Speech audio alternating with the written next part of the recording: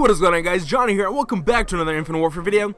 Today what I want to do is I want to compare the Banshee Siren to the Banshee Doppler. So in case you guys don't know, I don't know how you don't, but these are both shotguns. These are both epic variants of the Banshee shotgun. So these are both completely very different guns, okay? From each other at least. The Banshee is not too different from the baseball one. That's actually the first one I'm gonna cover because there's not too much depth to it. So the Banshee is the first epic. It's been in the game since day one, and it costs 4,000 salvage, as all epics do, unless you're locked behind the Quartermaster collection. That costs actual dollar cheddar money bills. But that's besides the point. It doesn't have a lot of depth to it, so that's why I'm going to cover this one first, and it's really just a quick overview for you to really understand what this gun is. So the epic perk on this gun is actually called Shockwave.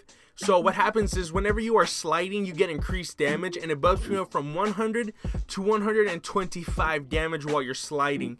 So you could actually get collaterals with this, assuming that, you know, your targets are actually close enough with the shotgun, you know, with that spread. And also, whenever you cause damage to an enemy, so whenever you actually hit them but you don't kill them, they do get reduced hearing or slight hearing loss, and it's not good. I mean, there's really no point to it. I get why they did that. It's called the Siren. I don't think it worked the way they probably would have liked it to, because to be honest, that's not very epic at all. It's weird. It's like you turn down the volume and then you add a bunch of white noise. That's pretty much how it sounds. And anybody with a headset or anybody who looks at the HUD with any sort of capacity can just pick you off really quickly, because this doesn't have the fastest fire rate ever. So that's pretty much it for the Banshee Siren. It's nothing too special. I mean, it does have the sharpshooter perk, so it does get an extended damage range. So I guess you could stack that with speaker amp. That's the way I run this gun.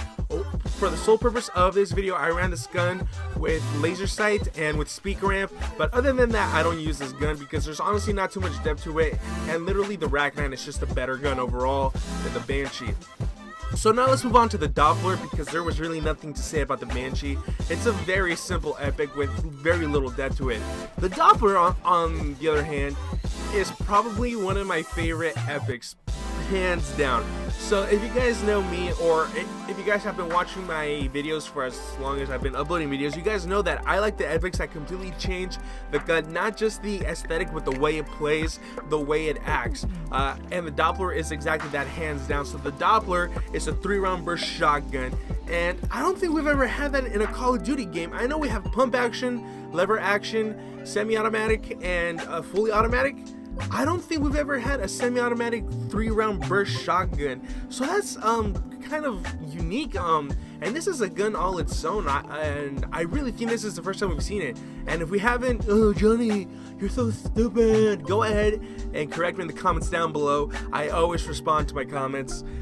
So this gun is actually very, very menacing, but it's also very inconsistent. So the epic perk on this is actually called Sonic Boom. Each trigger pull, well, once again, it's a 3-round burst, but however, as 3-round burst weapons tend to have terrible hipfire spread, this is no different. I understand it's a shotgun, but the hipfire spread on this is actually wider than normal.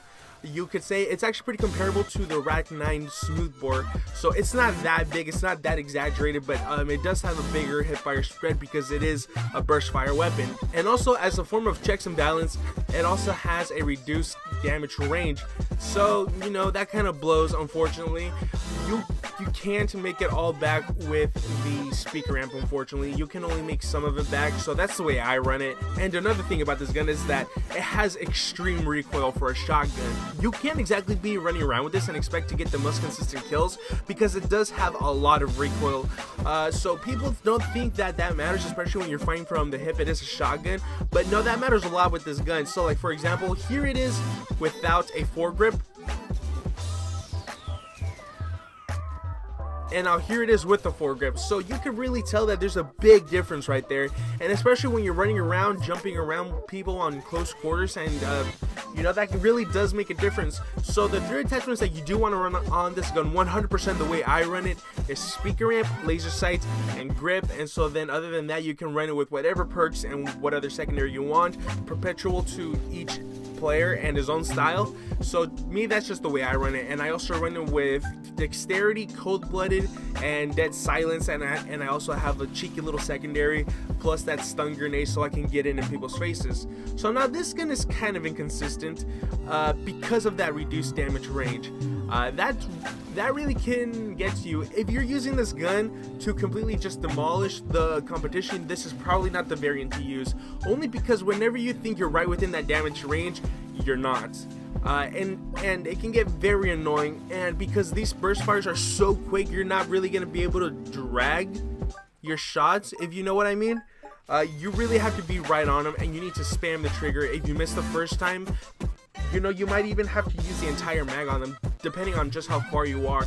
And that's what I mean by it's very inconsistent. You never really know exactly what distance you're supposed to be, but from what I calculated, you're supposed to be at within 5 meters. So within 5 meters, that's a one-shot kill, or it's not really one shot, it's a one trigger kill, whatever, you know what I mean. So this gun, it is very inconsistent, however, it is very fun. The fun factor on this gun is an 8 out of 10 fun. The other 20% of the time, like I said, you're just super frustrated because you honestly feel like you should have killed the guy, but you have to spam the trigger 2 times. And then there's another guy coming at you, you have to pull that trigger, but because you can only pull the trigger 3 times in each magazine, you need to reload before you can pull the trigger again to kill him, but by that time you're probably dead. And I know that was a lot of words to just say it's very inconsistent, but that's honestly what happens. That has been my experience with this gun. However, I do want to say that with this gun, I did considerably better than I did with the Banshee Siren. That's just a fact. I did a lot better with the Doppler. So by far, if you want to have fun, yes, if you want to have fun, go for the Doppler. If you're looking for consistency and damage, probably don't go for the Doppler, because as far as consistency goes, the Banshee Siren is by far the more superior gun in that aspect. But even then, the Banshee Siren is nothing special. Between the Banshee Siren and the Rag 9 Lance, dude, go for the Lance. One, it's cheaper, it's only 2,000 salvage, and if you miss the shotguns and the shotgun mechanic from back in Black Ops 3, well, that brings it right back to you. And what I mean is, whenever you're aiming from the hip, you get that nice traditional shotgun spread, but whenever you aim down the sights, it condenses into, well, not a pellet, but it's like the KRM 262 in that aspect. Pretty much you bring that into Call of Duty Infinite Warfare, and that's exactly what the Rag 9 Lance is, and there's really nothing else to it. And yeah, that being said, I really do think that I just covered all the bases right there. This is just a quick comparison video for you guys before the new batch of variants drop, because it's been a while since we've actually had any new epics come into the game. And of course, I'm excluding the all new DLC guns like the RVN, the UDM, and the ones that just recently dropped. Of course, I'm excluding those because I don't think we have had any new epics since mid-December, so it's been a while, so we're kind of overdue. And there are some guns that only have 1 epic, and of course there's this pattern of every gun having 2 epics, so I can't wait to see exactly what they are, and this is just a gut feeling. But you guys, if you have been debating between the Doppler and the Banshee, just know, if you want fun, go for the Doppler. If you want consistency, well, I would say the Banshee, but even then, don't go for the Banshee, go for the Rag 9 Lance. It's cheaper, it has more range, and it's more menacing. You will get better gameplays, hands down. Wow, I cannot speak right there. Anyways, I hope you guys enjoyed the video. Drop a like if you enjoyed it. Comment down below what you guys think of the Doppler or the Banshee or even the Rag 9 Lance. And also, if you're new around here, you like what you see, maybe you want to scroll through my channel, watch some other videos, and you like what you see, consider subscribing, you guys, and I'll see you guys next time.